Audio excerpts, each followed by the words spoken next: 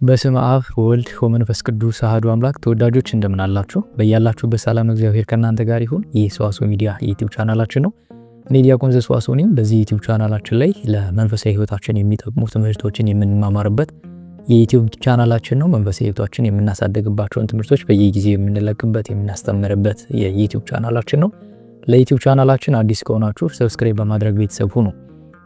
በዚህ ትምህርታችን የምንመለከተው በብዙ ችግሮች ውስጥ ለምሳሌ በተለያዩ ሀገራት አሁን ጦርነቶች አሉና መዝሙረ ዳዊት ከብዙ ነገሮች እንደሚታደግ ከዚህ በፊት በብዙ ተመምረናልና ዛሬ የመዝሙረ ዳዊት ጥናታችን ከአለፈው የቀጠለ ሳይሆን ነገር ግን ኢንኬዝ የሆኑ ነገሮችን እንድንመለከትና በተለይ ደግሞ በውጭ የምትገኙና በጦርነት ቦታዎች ያላችሁ ሰዎች ክርስቲያኖች የምትጸልዩትን ይህንን የመዝሙር ክፍል ለማሳወቅ ነው ዛሬ በዚህ ቪዲዮ የተገኘሁትና በብዙ ችግሮች እያለፍን ልንሆን እንችላለን። በብዙ መከራዎች ልናልፍ እንችላለን።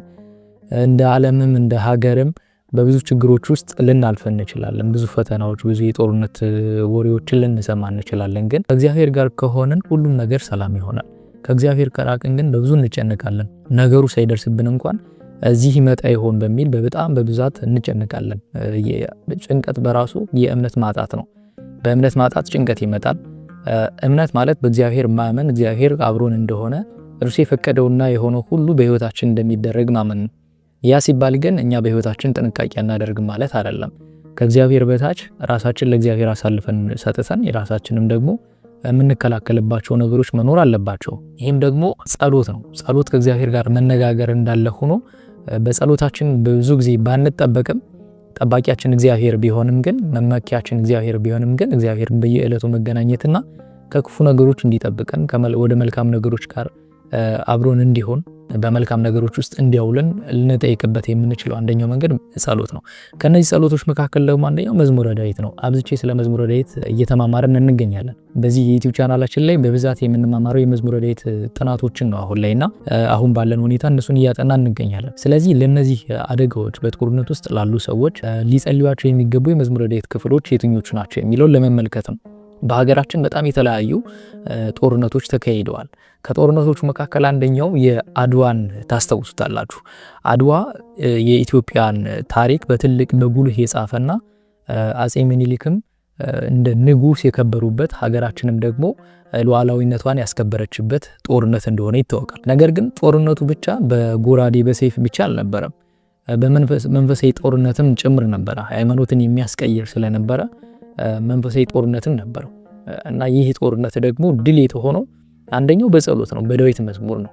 አጼ ምኒልክ ወታደሮቻቸው ጋር አብረው ዳዊትን የሚደግሙ ልዑካን እንደነበራቸው በታሪክ ተቀምጧል።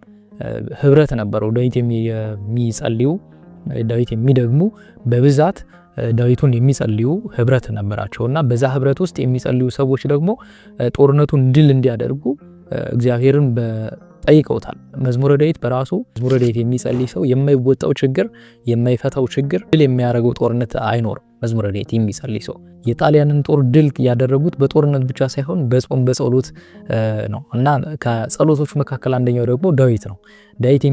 ዳዊት ደጋሚዎች ነበሩ የድሮ ወታደሮች። በሀገራችንም ሽፍቶቹም ራሱ ዳዊት ደጋሚዎች ነበሩ ይባላል። ዳዊት የሚያውቁ ነበሩ። ዳዊት ሳይጸልዩ አይወጡም ነበር ይባላል። የሚሰሩት ስህተት ቢሆንም ግን ለእግዚአብሔር ያላቸው ቅርበት በዳዊት በኩል ደግሞ ይህን ያህል ነበር። ዳዊት ደጋሚዎች ነበሩ ብዙዎቹ ሽፍቶችም በሀገራችን። እንደውም የሚነገር አንድ ታሪክ አለ። ዳዊት የሚደግም አንድ ሽፍታ ጠላቱ ሲያልፍ አዩትና አገልጋዮቹ ምን እናድርገው ቢሉት ዳዊቱን ላለማቋረጥ በምልክት እንደዚህ ወዱ ግደሉት ብሎ ተናገረ ይባላልና ለዳዊት ትልቅ ክብር ነበራቸው አባቶቻችንና ድልም አድርገውበታል። በሀገራችን በጣሊያንም በድጋሜ በአጼ ኃይለ ሥላሴ ዘመነ መንግስት መላከ ብርሃን አድማስ ጀንበሬን ታውቋቸዋላችሁ። ሊቅ የነበሩ በቅድስና ያለፉ ትልቅ አባት ናቸው። መላከ ብርሃን አድማሱ ጀንበሬ እሳቸው በነበሩበት በጎጃም አካባቢ ጣሊያን ጦር ሲጥል በጠዋት ታቦት አስይዘው ጸሎት አድርገው ዳዊት አስደግመው ታቦቱን ይዘው አገሪቱን በሙሉ ዙረው አስገቡ። ጣሊያን መጥቶ ጦር በሚጥልበት በዛ ሰዓት ምንም አይነት ቦምብ አካባቢያቸው ላይ አልወደቀም ነበር ተብሎ በታሪክ ተጽፏል። የዳዊት ትልቁ ኃይል ነበር። አባቶቻችን ጠላታቸውን ድል ያደርጉ የነበሩት በዳዊት መዝሙር ነው። ሌላ ምንም የተለየ ነገር ያደርጉም ነበር። በጸሎት ከእግዚአብሔር ጋር በመሆን ድል አድርገውታል። አጼ ምኒልክም እጃቸውን ልክ እንደ ሙሴ ዘርግተው ዳዊት ደጋሚዎችን አሰልፈው ዳዊት የሚደግሙ ሰዎችን አሰማርተው ልዑክ ነበረ። እሱንም አድርገው ጣሊያንን ድል አድርጓል። የተለያዩ ጦርነቶች አባቶቻችን ድል ያደረጉት የነበረው በአንደኛው በጸሎት ነው። ምድራዊ ጦር እንዳለ ሆኖ ደግሞ ሰማያዊ ጦርም ስላለ ያን ድል ያደረጉት በዳዊታቸው እግዚአብሔር ረድቷቸው ድል አድርጓልና በችግር ውስጥ በጦርነት ውስጥ ላላችሁ ደግሞ ልትጸልዩአቸው የሚገቡ የመዝሙረ ዳዊት ጸሎቶች አሉ። እነዚህ ጸሎቶች ከዚህ በፊት የነገርኳችሁ ናቸው። አብዛኞቹ ከዚህ በፊት የተማርናቸው ጥቅማቸውን ያወቅናቸው የመዝሙረ ዳዊት መዝሙሮች ናቸው። በነገራችሁ ላይ ሁልጊዜም ቢሆን የዳዊት መዝሙር መጸለይ ከነዚህ አደጋዎች እንድንጠበቅ ያደርገናል። አሁን የምነግራችሁን ብቻ እየጸለያችሁ ምን እንድትኖሩ አይደለም። ግን ስፔሲፊክ አሁን ባላችሁበት ሁኔታ ጦርነቶች ይኖራሉ፣ ችግሮች ይኖራሉ፣ ጭንቀቶች ይኖራሉና ከመጨነቅ ይልቅ ዳዊት ብትጸልዩ ከዛ አደጋ እግዚአብሔር ይሰውራችኋል። ቅዱስ ዳዊት በራሱ በብዙ ፈተና ውስጥ ያለፈ ቅዱስ አባታችን፣ ሳኦል ያሳደ የነበረ ነገስታት ያሳዱት የነበረ ግን ከእግዚአብሔር ጋር በመሆን ድል ያደረገ ቅዱስ አባት ነው። በቅድስናም ንግስናም የሚታወቅ አባታችን ነውና ዳዊት መዝሙር የሚጸልይ ብዙ አደጋዎችን ይታደገዋል። እና ሁልጊዜም ቢሆን ግን አንድ ክርስቲያን በየዕለቱ የታዘዘውን የዳዊት መዝሙር ጸልዩ ተብሏል። አሁን በጣም እየሰነፍን እየደከምን ስለሆነ ነው የዳዊት መዝሙር አንዷን ጥቅሟን ብቻ የምንፈልገው። ነገር ግን እኔ ከዚህ በፊትም አስተምሬያለሁ፣ ብዙ ተናግሬያለሁና በየዕለቱ መዝሙረ ዳዊት ጸልዩ። ከዛ በተጨማሪ ግን አሁን ስፔሲፊክ ለሆነ ጥቅሙን እያወቃችሁ ስትሄዱ ደግሞ በደንብ የበለጠ እንድትጸልዩ እንጂ እኛው ለዚህኛው ይሆናል እያላችሁ የገነጠላችሁ እንድትጠቀሙ አይደለም ማስተምረው እግዚአብሔር በሚያውቀውና ሁላችንም ቢሆን ጥቅሙን አውቀን በየዕለቱ የታዘዙትን የመዝሙረ ዳዊት ክፍሎች እንጸልይ። በጣም ከብዙ ነገሮች ይታደጉናል። አንስነፍ። ለሶሻል ሚዲያ የምንሰጠውን ጊዜ ለእግዚአብሔር እንስጥ። ለራሳችን ጥቅም ነው። እግዚአብሔር አንድ ነገር አድርጉ ሲለን ለራሳችን እንጂ ለእርሱ የሚቀርለት የሚጨመርለት ነገር የለም። እኛ መሰገን ነው አላመሰገን ነው እግዚአብሔር በባህሪው ምስጉን ነው። ብናመሰግን ግን የምንጠቀመው እኛ እንጂ እግዚአብሔር አይደለም። ስለዚህ ጸልዩ ስንባል መዝሙረ ዳዊት በየዕለቱ የታዘዙትን ጸልዩ ሲባል ለእኛ ጥቅም እንጂ ለእግዚአብሔር ወይም ደግሞ ለሌላ አካል አይደለም። ስለዚህ ሁልጊዜም ቢሆን መዝሙረ ዳዊት በየዕለቱ የታዘዙትን እንጸልይ። ቢቻል በየዕለቱ የታዘዙትን እንጸልይ። ግን አንድ ሰው ጀማሪ ከሆነና አቅሙ የማይፈቅድ ከሆነ እየለመደ ከሆነ ጸሎት በራሱ ልምምድ ስለሆነ በየዕለቱ 10 መዝሙር ይጸልይ። ያ ማለት ዛሬ ከ1 እስከ 10 ከጸለየ ነገ ከ11 እስከ 20 ሳይቋረጥ ከ10 እያደረገ 150ውን መጨረስ፣ ከዛ ተመልሶ ደግሞ አንድ እያለ ተለማመደ ሲሄድ ደግሞ መጨመር ይኖርበታል ማለት ነው። ስለዚህ ሁልጊዜም ቢሆን እነዚህን የዳዊት መዝሙሮች በየዕለቱ የታዘዙትን እንጸልይ።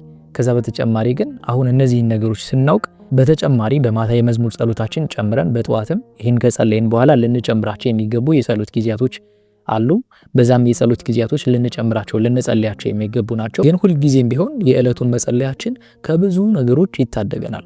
አንዱ መዝሙር ይህን ያህል ጥቅም ካለው ከዚህ በፊትም ነግሬያችኋለሁ። በየዕለቱ የምንጸልየው 10፣ 30፣ 20 በጣም ብዙ ነገሮችን እኛ ከማናያቸው ነገሮች ሁሉ ይጠብቀናል። አሁን እኛ የምናየውን ብቻ ነው እየተናገርን ያለን። የማናያቸው ብዙ ነገሮች ይኖራሉና ከነሱ ነገሮች ሁሉ ነው እግዚአብሔር እየታደገን እየጠበቀን ያለው። እግዚአብሔርን በየዕለቱ የማመስገን ግዴታ አለብን፣ የተፈጠርነው ለምስጋና ስለሆነ። ዳዊት ደግሞ አንድ የምስጋና ጸሎት ነውና እሱን እናድርግ። በውስጡ መዝሙረ ዳዊት ምስጋናንም ልመናንም የያዘ ስለሆነ ማለት ነው። ስለዚህ በጦርነት ውስጥ ያላችሁ፣ በፈተናዎች ውስጥ ያላችሁ ክርስቲያኖች እየተጨነቃችሁ ከሆነ ከዛ ነገር የሚጠብቋችሁ ጸሎቶች አሉ። ከነዚህ ጸሎቶች መካከል አንደኛው መዝሙር 3 ነው። መዝሙር 3 አቤቱ የሚያስጨንቁኝ ምንኛ በዙ፣ ወይም ደግሞ እግዚኦ ይበዙ ለይሳቀዩኒ ብዙኃን ቆሙ ላዕሌ እያለ የሚቀጥለው መዝሙር ማለት ነው። አቤቱ የሚያስጨንቀኝ ምንኛ በዙ፣ በእኔ ላይ የሚቆሙ ብዙ ናቸው፣ ብዙዎች ነፍሴን አምላክሽ አያድንሽም አሏት እያለ የሚቀጥል ነውና በጭንቀት ውስጥ በጦርነት ውስጥ ያላችሁ ይህንን አንደኛው የመዝሙር ክፍል ጸልዩ። መዝሙር 3 ከነዚህ አደጋዎች ይጠብቃል። ካልታሰበ አደጋ አይደለም ከምታውቁት አደጋ ካልታሰበ አደጋ ይጠብቃችኋል መዝሙር 3። ስለዚህ ይህን የመዝሙር ክፍል በዚህ አደጋችሁ ጊዜ ልትጸልዩት። በተለይ ደግሞ መዝሙር 3 በጣም አጭር ናት ብያችኋለሁ ከዚህ በፊትም። በጠዋት ተነስታችሁ በቃላችሁ ይዛችሁ ልትጸልዩት የሚገባ የመዝሙር ክፍል ነው። በየትኛውም ሁኔታ መንገድም ስትሄዱ ሆነ ትልቅ ነገርም ስታስቡ ከምኝታችሁም ስትነሱ ጠዋት ላይ ልትጸልዩት የሚገባ የጸሎት አይነት ነው መዝሙር 3። ሌላኛው የመዝሙር ክፍል ደግሞ መዝሙር 4 ነው። መዝሙር 4 እዛው የሚቀጥል ነው። ሶበ ጸወይኩ ለእግዚአብሔር ስማኒ ጽድቄ ወምዳቤ አርሃበ ሌተ የሚለው በግጹ የጽድቅ አምላክ በጠራሁ ጊዜ መልስልኝ፣ በጭንቀቴም አሰፋልኝ፣ ማረኝ፣ ጸሎቴንም ስማ። እናንተ የሰው ልጆች እስከመቼ ድረስ ልባችሁን ታከብዳላችሁ የሚል ነው። ለምን ይህ መዝሙር በጦርነት በጭንቀታችሁ ጊዜ ዳዊት ይላል አይደል፣ ማረኝ ጸሎቴንም ስማ ይልና ከፍ ብሎ በጭንቀቴም አሰፋልኝ፣ የጽድቅ አምላክ በጠራሁ ጊዜ መልስልኝ ይላል። እግዚአብሔር ሲጠሩት የሚሰማ የሚመልስ አምላክ እንደሆነ ቅዱስ ዳዊት ያውቃል። ስለዚህም በእግዚአብሔር ተማምኖ ድል አድርጓል ብዙ ነገሮችንና በጦርነት ውስጥ ያላችሁ፣ ጦርነት ውስጥ እያላፋችሁ ያላችሁ፣ በጭንቀትም ውስጥ ያላችሁ፣ በተለያየ ሀገራት ይህንን ድምፅ እየሰማችሁ ያላችሁ ሁሉ ይህንን የመዝሙር ክፍል አንደኛው የመዝሙር ክፍል ይህ ስለሆነ ይህንን ጸልዩ። ሌላው ደግሞ የመዝሙር ክፍል መዝሙር 6 ነው። አቤቱ በቁጣ አትቅሰፈኝ፣ በመዓትህም አትገስጸኝ፣ ድውይ ነኝና አቤቱ ማረኝ፣ አጥንቶቼ ታውከዋልና ፈውሰኝ፣ ነፍሴም እጅግ ታወከች የሚል ነውና በተጨነቃችሁ ጊዜ በጦርነትም ጊዜ አንደኛው ይሄ የመዝሙር ክፍል ይጠቅማችኋል፣ ይረዳችኋል። አብዝታችሁ ልትጸልዩት የሚገባ የመዝሙር ክፍል ነው ማለት ነው። ኛው የመዝሙር ክፍል ደግሞ በዚህ ሰዓት የምትጸልዩት መዝሙር 11 ነው። አቤቱ አድነኝ ደግ ሰው አልቋልና ከሰው ልጆች መተማመን ጎድሏልና አድኅነኒ እግዚኦ እስመ አልቀየ ወደ ሃይማኖት እምጓለ እመሕያው የሚል ነውና አቤቱ አድነኝ ደግ ሰው አልቋልና ከሰው ልጆች መተማመን ጎድሏልና በሽንገላ ከንፈር ሁለት ልብ ሆነው ይናገራሉ፣ የሽንገላን ከንፈሮች ሁሉ እግዚአብሔር ያጠፋቸዋል ይላል። ተጨነቃችሁ ጊዜ ጦርነቶች አሁን ስፔሲፊክ የነገርኳችሁ ይሄ ለዚህኛው ለጦርነቱ ነው። አሁን ባላችሁበት ሁኔታ በተለያየ ሀገር ያላችሁና በጣም ብዙ ጭንቀት ውስጥ ያላችሁ ብዙ መልእክቶች ደርሰውኛልና እነዚህን መልእክቶች ስላየው ነው ይህንን ቪዲዮም እየሰራ ያለሁት። በዛ ወቅት በዛ ቦታ ላይ ያላችሁ በጦርነቱ ቦታ ያላችሁ ሳትጨነቁ ወደ አምላካችሁ እጃችሁን አንሱ። እግዚአብሔር ደግሞ ጸሎታችሁን ይሰማል ያድናችሁማል። ስለዚህ አንደኛው መዝሙር 11 ነው። ይህንን ጸልዩ። ሁለተኛ ሌላ ደግሞ አቤቱ እስከ መቼ ፈጽመህ ትረሳኛለህ መዝሙር 12። በነገራችሁ ላይ መዝሙር 12ም ቃላችሁን ልትይዙት የሚገባና በዛም ለብዙ ነገሮች የምትጠቀሙበት መዝሙር ነው። አቤቱ እስከ መቼ ፈጽመህ ትረሳኛለህ፣ እስከ ማይዜኑ እግዚኦ ትረሳኒ ለግምራ፣ እስከ ማይዜኑ እግዚኦ ተመይት ገጸከ እምኔ፣ እስከ ማይዜኑ አነብር ሐዘነ ውስተ ነፍሴ ወትጽአረኒ ልቤ ኩሉ አሚረ የሚል ነው በግዕዙና አቤቱ እስከ መቼ ፈጽመህ ትረሳኛለህ፣ እስከ መቼስ ፊትህን ከኔ ትሰውራለህ፣ ትካዜ እስከ መቼ በነፍሴ እመካከራለሁ፣ እስከ መቼ ጠላቴ በላይ ላይ ይጓድዳል። አቤቱ አምላኬ እየኝ ስማኝም፣ ጠላቴ አሸነፍኩት እንዲል የሚያስጨንቁኝም እኔ ብናወጥ ደስ እንዳይላችሁ ይላል ቅዱስ ዳዊትና በተጨነቃችሁ ጊዜ መከራ በመጣባችሁ ጊዜ በጦርነት ጊዜ ይሄን የጦርነት ድምጽ ስትሰሙ ዝም ብላችሁ መዝሙረ ዳዊትን አውጥታችሁ ጸልዩ። እግዚአብሔር ከዛ ነገር ይታደጋችኋል። እግዚአብሔርን ጠርቶ ያላሸነፈ ድል ያላደረገ የለም። እግዚአብሔር ስሙ ድል የሚያደርግ ስም ነው። ብዙ ስሞችን ሰምተን ሊሆን ይችላል። ብዙ ስሞች ሰዎች ስም የሚያወጡት ለመጠሪያነትም ጭምር ነው። በስማቸው እገሌ ተብሎ ለመጠራት ይጠቀሙበታል። እግዚአብሔር ስም ግን ድል የሚያደርግ የሚያጽናና፣ የተሰበረ ልብ የሚጠግን፣ ያዘነን ልብ ወደ ደስታ የሚቀይር፣ የተጨነቁትን ሁሉ ደስታ የሚሰጥ ስም ነው የእግዚአብሔር ስም። የእግዚአብሔር ስም ኃይል ያለው ስም ነው። ዝም ብሎ ስም አይደለምና እግዚአብሔርን ጠርቶ የሚያሸንፍ ማንም የለም። ስለዚህ በዚህ ጊዜ ይህንን መዝሙር 12ን ልትጸልዩት ይገባል ማለት ነው። ሌላኛው የመዝሙር ክፍል ደግሞ መዝሙር 19 ነው። ይስማከ እግዚአብሔር በዕለተ ምንዳቤከ ወይፍቁም ለከ ስሙ ለአምላከ ያዕቆብ ወይፈኑ ለከ ረድኤተ መቅደሱ የሚል ነው። በአማርኛው ደግሞ መከራ ቀን እግዚአብሔር ይስማህ፣ የያዕቆብ አምላክ ስምህ ያቁምልህ፣ ከመቅደሱም ረድኤትን ይላክልህ፣ ከጽዮንም ያጽናህ፣ የቁርባንን ሁሉ ያስብልህ፣ የሚቃጠል መስዋዕትን ያለምልምልህ፣ እንደ ልብህም ይስጥህ፣ ፈቃድህንም ሁሉ ይፈጽምልህ፣ በማዳንህ ደስ ይለናል የሚል መዝሙር ነውና ይህን መዝሙር በተጨነቃችሁ ጊዜ በተለይ ደግሞ አሁን ባላችሁበት የጦርነት ድምጽ እየሰማችሁ ያላችሁ ክርስቲያኖች ሳትጨነቁ ይህንን የመዝሙር ክፍል ጨምራችሁ ልትጸልዩት የሚገባ የመዝሙር ክፍል ነው ማለት ነው። ሌላው መዝሙር 22 ነው። እግዚአብሔር እረኛዬ ነው የሚያሳጣኝ የለም፣ በለመለመ መስክ ያሳድረኛል፣ በዕረፍቱ ዘንድም ይመራኛል የሚል ነው። ይህ መዝሙር ደግሞ አሁን ላላችሁበት እቺ መዝሙር በተለይ ብዙ ምስጢር ያለው የመዝሙር ክፍል ነው መዝሙር 22 እና ይህንን በቃላችሁ ብትይዙት መልካም ነው። መዝሙር 22 ዲያቆኑን ቅዳሴ ሲገባ እግዚአብሔር ይርኤኒ ዋልቦ ዚአጣኒ ውስተ ብሔር ሶር ያደርኒ ወበማይ ረፍት አጸንኒ የጣለ ነፍሴ ማራኒ ፍኖተ ጽድቅ እየዘመረው ይገባል ወደ ቅዳሴ ሲገባ ዲያቆኑና እግዚአብሔር እረኛዬ ነው የሚያሳጣኝ የለም ይላል። እግዚአብሔር እረኛ ነው፣ ይጠብቃል። ቅዱስ ዳዊት በዚህ በፊትም ነግሬያችኋለሁ፣ እረኛ ነበረ። የእረኝነትን ዋጋ ስለሚያውቅ እግዚአብሔር እረኛዬ ነው እያለ ይዘምርለታልና ይህን የመዝሙር ክፍልም በቃላችሁ ይዛችሁ ልታጠኑትና በመከራችሁ ጊዜ ልትጸልዩት ነው። በተለይ ደግሞ የሚያስጨንቁ ነገር በህይወታችሁ ሲመጣ፣ ልባችሁን የሚያውክ ነገር ሲመጣ፣ ያልጠበቃችሁት ያላሰባችሁት ነገር ሲደርስባችሁ ለሰው ከመናገር ይልቅ ለእግዚአብሔር ብትነግሩት እግዚአብሔር መፍትሄ ይሰጣችኋል። ስለዚህ በዚህ ሰዓት ይህንን የመዝሙር ክፍል አንደኛው ጸልዩት ማለት ነው። አሁን ላላችሁበትም ቦታ በጦርነት ውስጥ እያለፋችሁ ያላችሁ ሰዎችም ይህንን የመዝሙር ክፍል ክርስቲያኖች ባያላችሁበት እንድትጸልዩት በእግዚአብሔር ስም ጠይቃችኋለሁ። ከክፉ ነገር ይሰውራችኋል። ሌላኛው የመዝሙር ክፍል ደግሞ በዚህ ሰዓት የሚጸልየው በመከራ ጊዜ በጦርነት ጊዜ የሚጸልየው የመዝሙር ክፍል ደግሞ አንደኛው መዝሙር 34 ነው። ገፍኦሙ እግዚኦ ለለ ገፍኦኒ ጸውኦሙ እግዚኦ ለለ ጸብኦኒ የሚል ነው። አቤቱ የሚበድሉኝን በድላቸው፣ የሚዋጉኝንም ተዋጋቸው፣ ጥሩርና ጋሻ ያዝ፣ እኔንም ለመርዳት ተነስ፣ ሰይፍህንም ምዘዝ፣ የሚያሳድዱኝ መንገዳቸውን ዝጋ፣ ነፍሴ መድኃኒትሽ እኔ ነኝ በላት፣ ነፍሴ የሚሹ ሁሉ ይፈሩ ይጎስቁሉም ይላል ቅዱስ ዳዊትና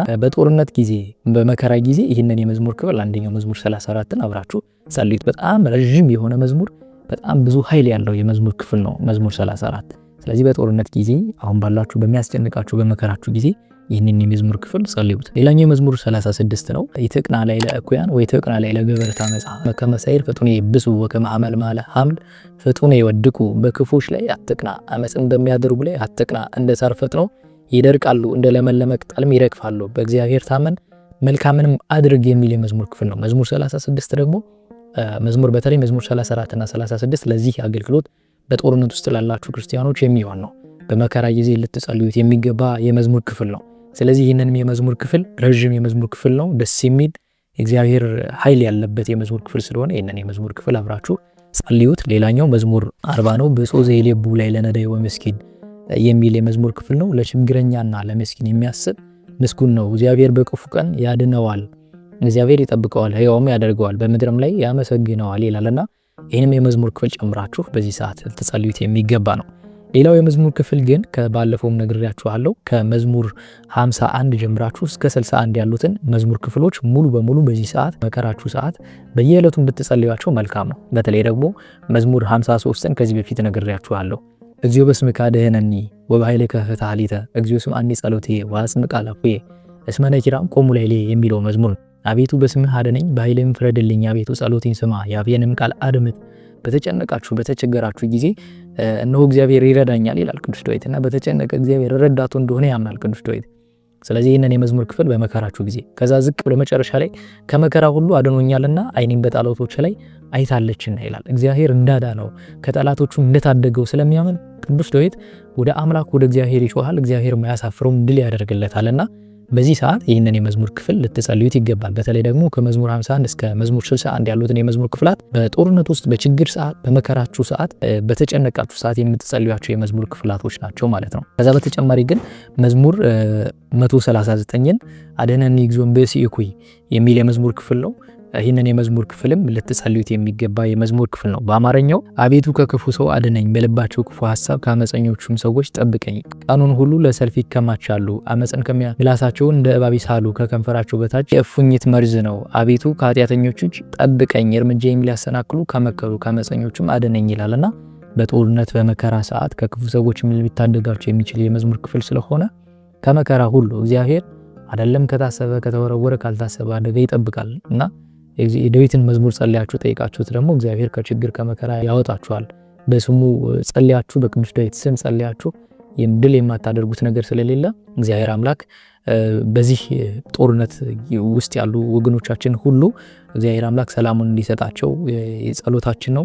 እግዚአብሔር አምላክ ቅድስት ቤተክርስቲያን ሁል ጊዜ ለዓለሙ ሁሉ ትጸልያለችና እኛም ደግሞ በጸሎታችን ለዓለሙ ሁሉ ልንጸልይ ይገባል ክርስቲያኖች ስለሆነና ሁልጊዜም ቢሆን የዳዊት መዝሙርን ጸልዩ፣ የዕለቱንም ጸልዩ። አሁን ያልኳችሁን ደግሞ በዚህ መከራ ጊዜ ውስጥ እያለፋችሁ ያላችሁ ክርስቲያኖች ካላችሁ ሁልጊዜም ይህንን የዳዊት መዝሙር ጸልዩ። እግዚአብሔር በቃሉ ድል እንድታደርጉ ይረዳችኋልና ድል የሚያደርግ ስለሆነ የእግዚአብሔር ቃል የማታሸንፉት የማትወጡት ተራራ አይኖርምና እግዚአብሔር አምላካችን መከራችንን ሁሉ ያስወግድልን፣ ለዓለሙ ሁሉ ሰላም ይስጥልን። አቤቱ ቅዱስ እግዚአብሔር አምላካችን በአንድ ልጅህ በጌታችን በአምላካችን በመድኃኒታችን በኢየሱስ ክርስቶስ በእርሱ ያለ ጽን ክብር ላንተ ይገባል። ከእርሱም ጋራ ከመንፈስ ቅዱስም ጋራ ትክክል የሚሆን ዛሬም ዘውትርም ለዘላለም አሜን። በያላችሁ በሰላም እግዚአብሔር ከእናንተ ጋር ይሁን። ይቆየን። የዳዊት መዝሙር ጥናት በግዕዝ እያስተማርን ነው የምንገኘው። ቴሌግራም ላይ ልታናግሩኝ ትችላላችሁ። ግዕዝ መማር የምትፈልጉ ሁሉ የዳዊት መዝሙር የንባብ ጥናት ማለት ነው። ይቆየን።